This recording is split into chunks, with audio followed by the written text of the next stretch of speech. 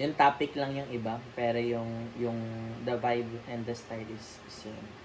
Very raw documentary, valuable content. Editing ni MJ mag-iiba rin para may harmony yung editing styles. Although yung Mahirap nga kapag personal vlog.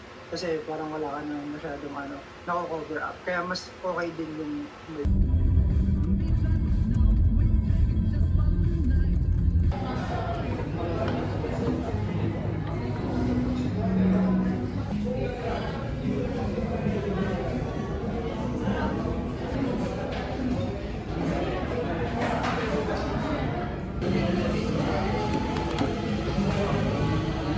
Tulungan ko sila, kaya kong ilaw. Wait lang, lilipat ka na na school? Apo. Hindi mo lang. Natatawa ako yung nag-iwan tayo ng gamit sa batas niya. Kaya